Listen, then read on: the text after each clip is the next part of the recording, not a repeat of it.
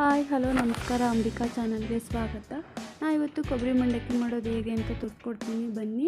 ಕೊಬ್ಬರಿ ಮಂಡಕ್ಕಿ ಮಾಡಲಿಕ್ಕೆ ಬೇಕಾದಂಥ ಇಂಗ್ರೀಡಿಯೆಂಟ್ಸು: ನಿಂಬೆಹಣ್ಣು, ಕರಿಬೇವು, ಒಂದು ಮೀಡಿಯಮ್ ಸೈಜ್ ಈರುಳ್ಳಿ, ಹಸಿಮೆಣಸಿನ್ಕಾಯಿ 4ರಿಂದ 5, ಕೊತ್ತಂಬರಿ, ಸಬ್ಬಸಿಗೆ ಸೊಪ್ಪು, ಕಾಯಿ ತುರಿ, ಶೇಂಗಾ, ಜೀರಿಗೆ, ಸಾಸಿವೆ, ಎಣ್ಣೆ, ಉಪ್ಪು.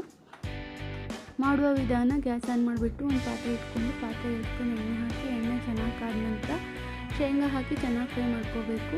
ನಂತರ ಜೀರಿಗೆ, ಸಾಸಿವೆ ಹಾಕಿ ಗ್ಯಾಸ್ ಆಫ್ ಮಾಡಿ ಪಾತ್ರೆ ಕೆಳಗಿಟ್ಕೊಂಡು, ನಂತರ ಇದಕ್ಕೆ ಚಿಕ್ಕದಾಗಿ ಕಟ್ ಮಾಡಿ ಇಟ್ಕೊಂಡಿರೋ ಹಸಿಮೆಣಸಿನ್ಕಾಯಿ, ಈರುಳ್ಳಿ ಹಾಕಿ, ನಂತರ ಮಂಡಕ್ಕಿ ಅಥವಾ ಉಬ್ಬು ಪುರಿ ಹಾಕ್ಕೊಳ್ಳೋಣ. ನಂತರ ಕಾಯಿ ತುರಿ, ಕೊತ್ತಂಬರಿ, ಸಬ್ಬಸಿಗೆ ಸೊಪ್ಪು ಹಾಕಿ ಒಂದ್ಸಲ ಮಿಕ್ಸ್ ಮಾಡ್ಕೊಳ್ಳೋಣ. ರುಚಿಗೆ ತಕ್ಕಷ್ಟು ಉಪ್ಪು, ಹುರಿಗಡಲೆ ಹಿಟ್ಟು ಹಾಕಿ, ನಂತರ ನಿಂಬೆಹಣ್ಣು ಹಾಕ್ಕೊಂಡ್ರೆ ಕೊಬ್ಬರಿ ಮಂಡಕ್ಕಿ ರೆಡಿ.